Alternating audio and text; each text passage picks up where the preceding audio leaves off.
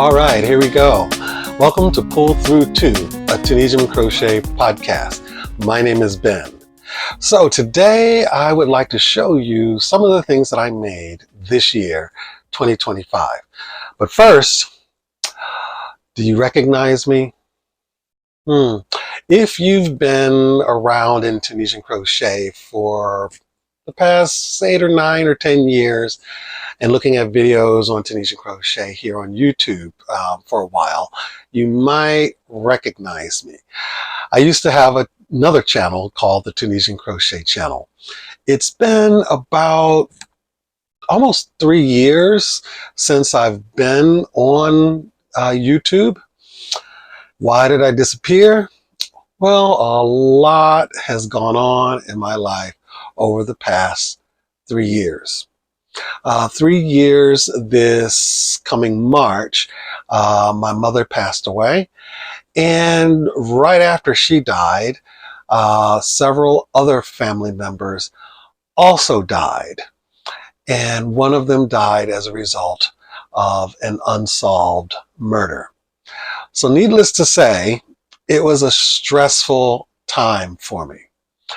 Not only was I going through all of that, the same year I was diagnosed with cancer and I was having some heart issues. I have a history of atrial fibrillation.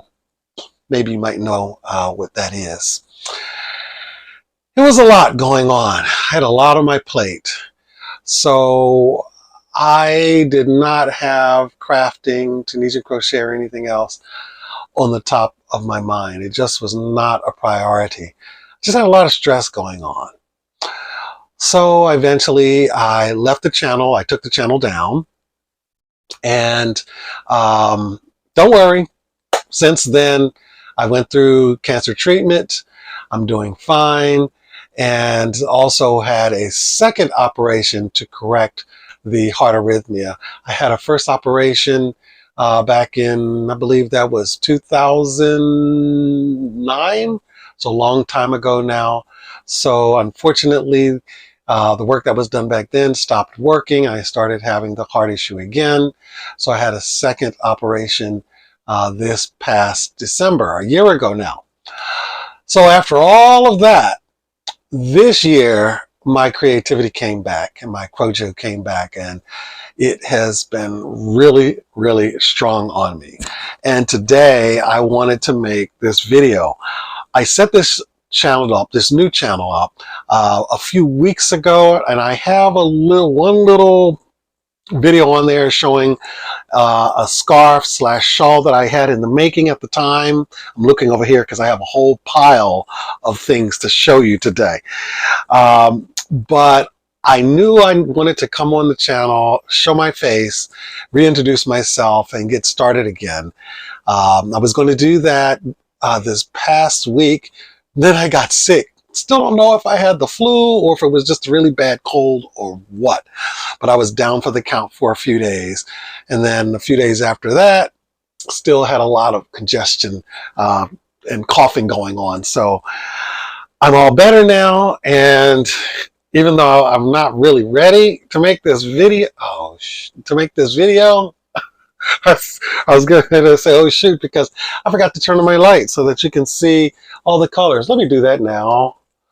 Okay. I am totally, really kind of unprepared to make this video today, but I knew I needed to just turn on the camera and make it happen so that I could get started again on this channel. So I've got my light on there, so hopefully the colors will show up a little bit better.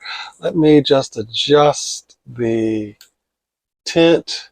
Let's see, is that better? Or is that better? I think I like it like that. Okay, we're going to go with that.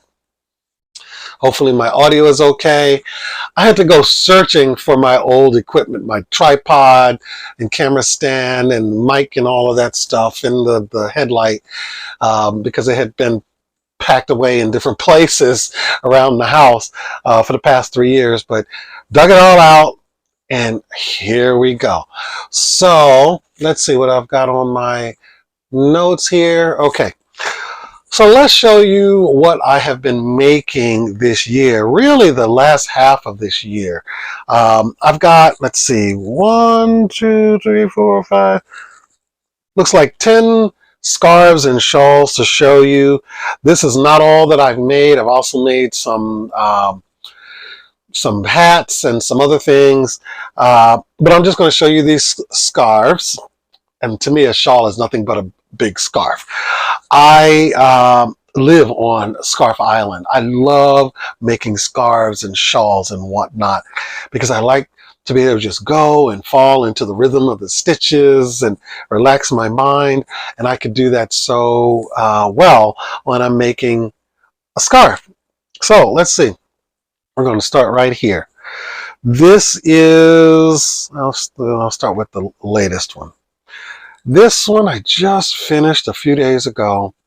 It's a simple scarf. Let's see if you can see the colors there in the scarf.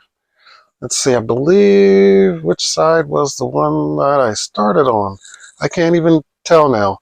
I still have to sort of hit the ends a bit with some steam to get rid of the curl there. Or I might leave it. I don't know. It doesn't bother me that much. So there you go. And as you can see, the colors are changing throughout the scarf. On the other side, it just makes stripes. And I like both sides equally well. This is Tunisian Simple Stitch. And what I did is I took 2 skeins of color changing yarns that complemented each other. And I started it, I think this is the end that I started. I started it here, and on the end of the forward pass, I switched yarns. So I did the forward pass, switch yarns, did the return pass and forward pass, switch yarns, and I just did that over and over and over and over. And look how the colors mixed together. And remember, both yarns changed color throughout. I love this. I love this. And I love that it makes simple stripes on this side. So sometimes I might wear it on this side. Sometimes I might wear it on this side. Both look great. All right. Let's look at the next one. This yarn was done with the same technique, same 2-color technique, and I'll put a link in the video description below if you want to learn how to do this technique of changing the yarns at the end of the forward pass to weave the colors in like this. Okay, this is 2 wool yarns, one blue and one gold. So you can see there how it mixed together on this side, and again on the other side, stripes. Love it, love it, love it, love it. Blue happens to be my favorite color. But I love lots of colors. I love saturated colors. Yes, especially like jewel tones, golds, yes, colors like this. All right, take a look at this. Let's see if, let me see, do I have another?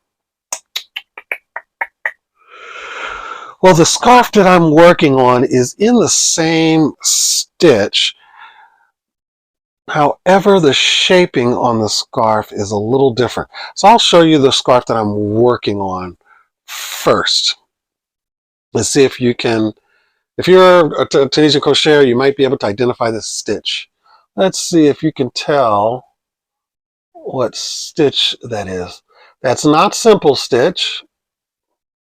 Okay, there we go. I got it up close. Can you tell?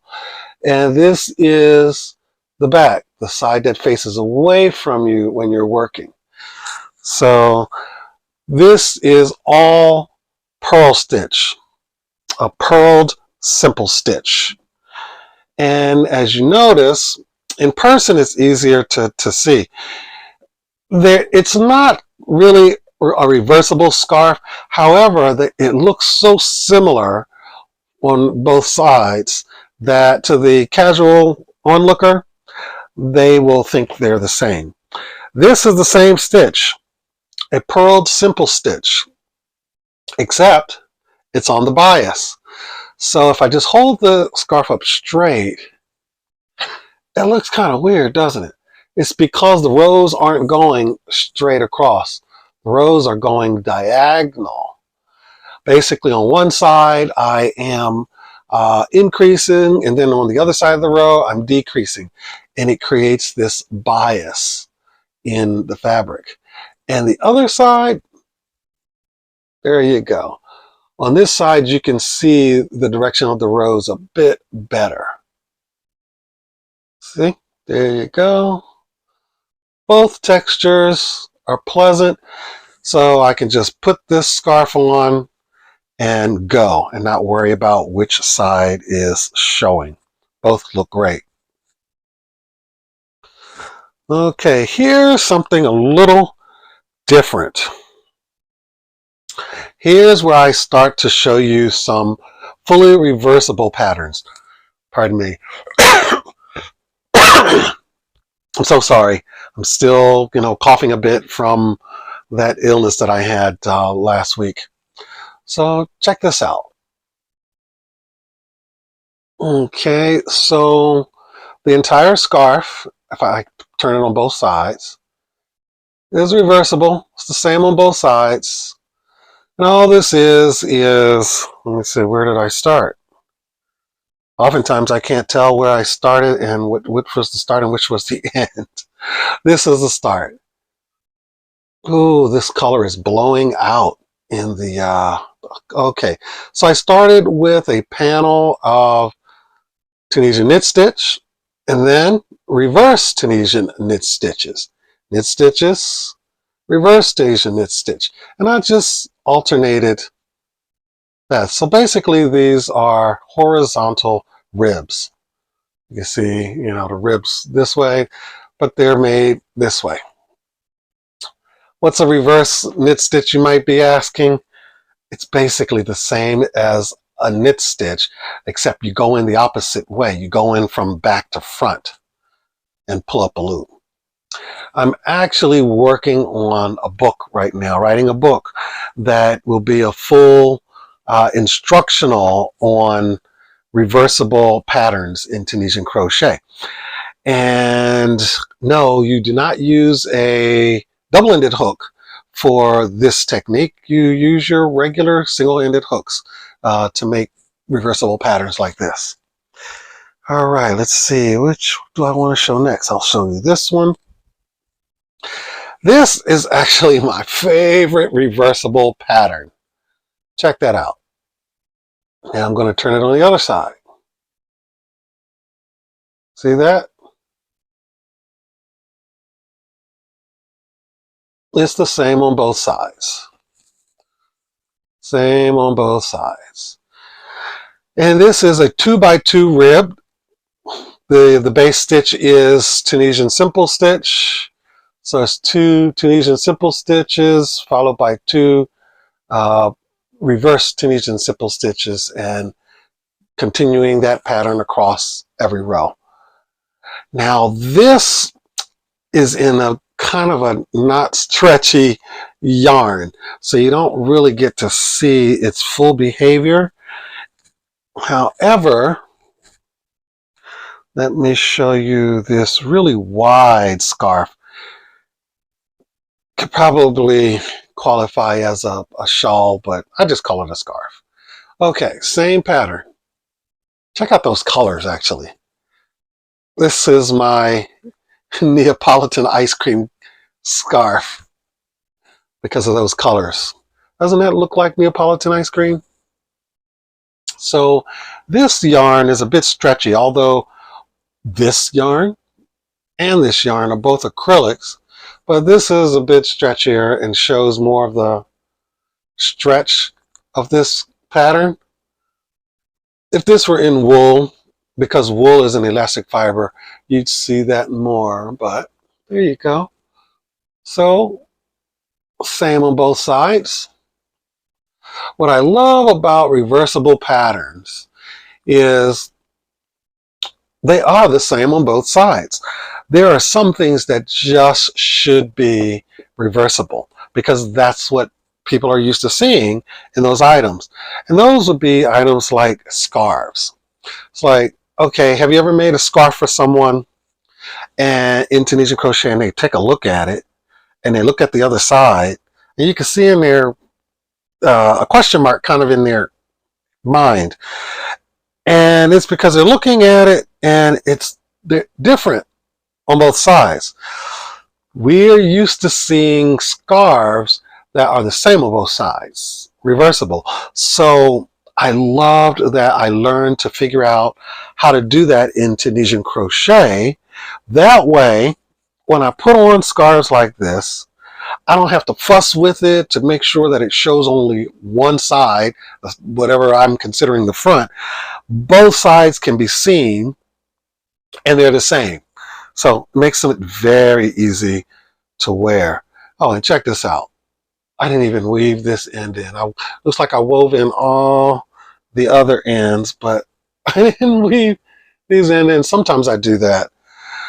Most of the time, people are not going to see any ends that I leave dangling out anyway, so I don't care all that much. All right, let me show you the next one. Moving on. I'm going to try not to make this too long. We're over halfway through the pile. All right, here is the same pattern as this, the 2x2 ribbing. And of course, the ribbing can be any width of stitches. It can be 3x3, 4x4, 5x5. It can be whatever you want. But 2x2 is my favorite. So this is another one. This is also 2x2 ribbing. If I hold it like this, okay, you can sort of see the 2x2 ribbing.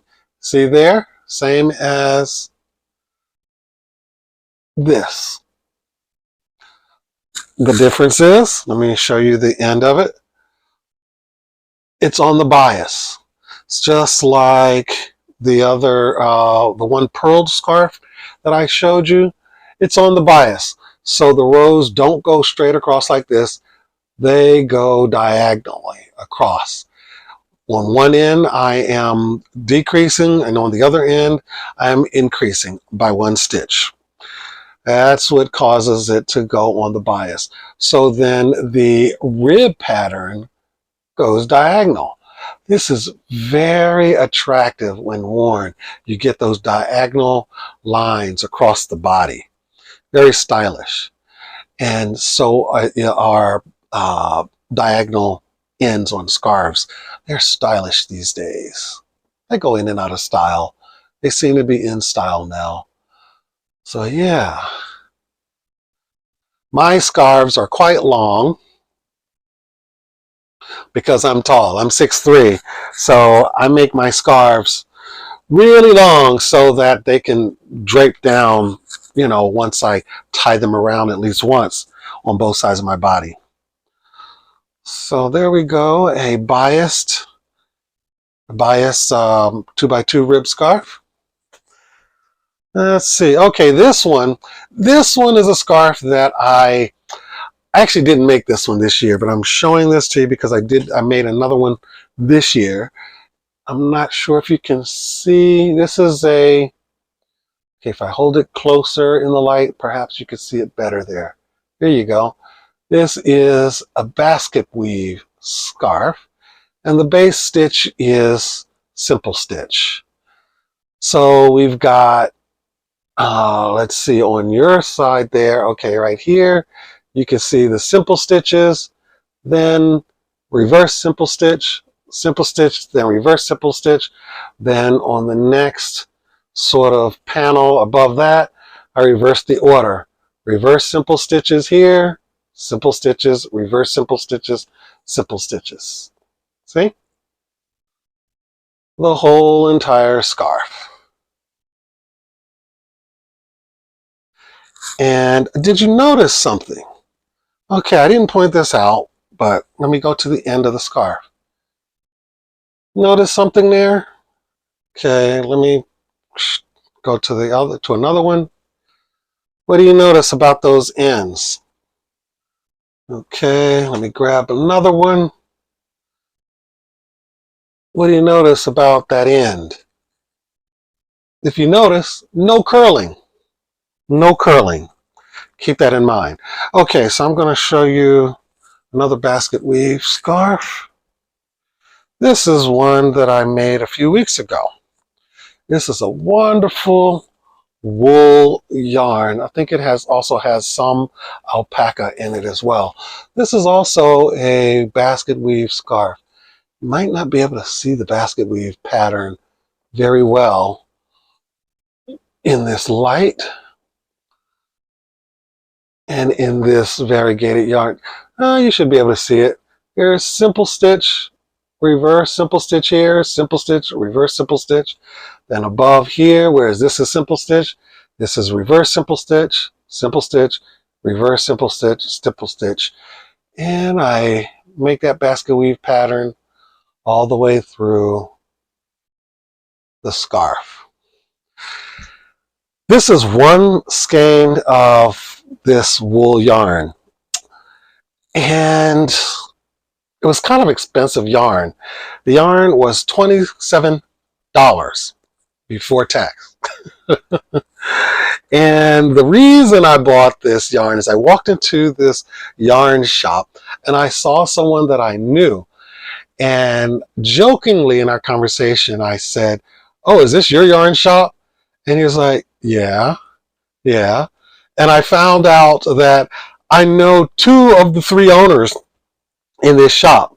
So I kind of felt bad about leaving the store without buying anything. So I bought this kind of yarn. And I kind of regretted buying it because it was expensive and I don't usually spend that kind of money on yarn. However, after I finished the scarf and I was still thinking about how much the yarn cost, something dawned on me.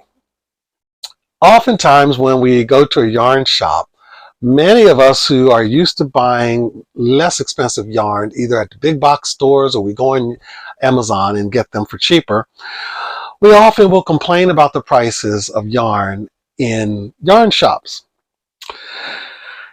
And I get it. I have done my share of complaining about yarn shop prices myself. However, I thought about something. Well, this is, wool and alpaca. $27 for this whole skein that went into this scarf. How much would I have paid in the store if I saw this scarf in the store? How much would it have cost?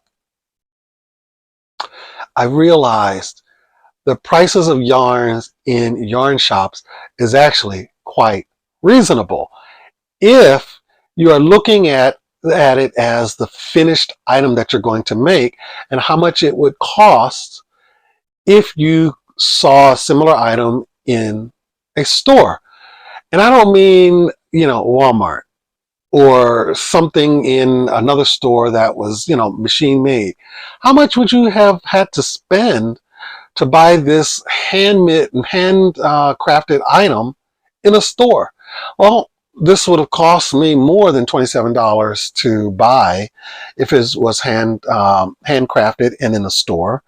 And even if it was machine made, wool and a pack of yarn made into a scarf, even done by machine in the store, $27 is a good deal. So I've just realized by making this scarf that I need to let go of judging yarn shop bought yarns as expensive. So anyway, that's just a thought that I had. Okay, this last scarf, it's really big. This is truly shawl sized. And it's very colorful, very colorful. Let's see, I'm going to show you from the starting end. Okay, here we go. Okay, see how it changes colors throughout the whole, let me pull it back so you can see the full width of it. Throughout the whole scarf, it changes colors. Now this is a 10 by 10 rib scarf. If I hold it up, you can see the ribs. So this is a rib of 10 simple stitches, 10 reverse simple stitches, reverse simple stitches, and reverse simple stitches. And that makes it the same on both sides. So what did I do here? So I have been in the mood for a lot of color in my life lately. So I started experimenting with some somewhat thin yarns that I had, and I marled them together. And I'm going to talk about marling probably in another video. But basically, I held two yarns together of different colors to make these colors. And I switched out yarns. So I basically kept one of the yarns up here that I used down here, up here to the next color, and picked up another color and stitched those two colors together. And I kept doing that, dropping one yarn and picking up another one and doing two yarns all the way throughout. Now, by the time I got, let's see, I think by the time I got to where you start seeing this section here and on up, I started doing something a little different. And it's somewhat complicated to describe. I might have to show you, I'm not sure. But basically what I did is I always changed colors at the end of the forward pass, or which is the same as the beginning of the return pass. So what I started doing is working with 3 yarns. I've always held 2 yarns together. But what I started doing in some of these sections is, I don't know how to describe this. I'm going to have to think about how to describe this so that you could do it too. Let me think about this a little bit more and see if I can describe it adequately so that it's not confusing. But needless to say, I used a lot of colors in this scarf. I think it was 6 different yarns, 6 different colors that I weaved together in different ways. And you can see in some of the sections, like this section here, I changed colors frequently as opposed to, let's say, right here where I kept the same 2 yarns for several rows. In this, let me fold it in half, be easy to hold. In this section here, I change yarns more frequently. But yeah, just playing with color. This was a huge experiment, and I love the way it turned out. Every time I wear it, people compliment me on it. So I know I did a good job there. So maybe you'll play with some color too, but I will think about how I can describe this process so that maybe you can do it too. So those are my 10 scarves and shawls that I wanted to show you. On this channel, I know I rambled this time. Hopefully the next time around, I will be a little bit more prepared for you. And just know that on this channel is not going to be so much instruction. I did put up another channel where I'll put any instructional videos that tutorials that I might want to put up. That'll be the Tunisian Crochet Learning Channel is what I think I called it. When I have videos there, I'll post a link on this channel for you. But this channel is going to be showing my experiments in Tunisian crochet. One of the things I'm interested in is artwork. I love the idea of doing artistic Tunisian crochet. So sort of like this last scarf I showed you, where I'm playing with color. So I have some things that I'm going to make for home decor. I'll be showing that stuff. Any other thing that I want to experiment with. Shaping, yeah. Now for me, I like my scarves and quote shawls rectangular, because they are the easiest to wear. However, triangle shawls are great too. There's lots of other shapes of shawls and scarves that can be made. But personally, I mostly stick with rectangular ones, but I like to play with other shapes as well. So I'm going to be showing you those experiments too. So anyway, I hope I didn't bore you to death rambling on so much. I hope you got something out of this. If you were a subscriber from years ago, welcome back. If you've never seen my face before and this is the first time, welcome. I'm happy to have you. If you liked this video, please subscribe and let's build this community back up. Now, what I want you to do is go and create something. Bye for now.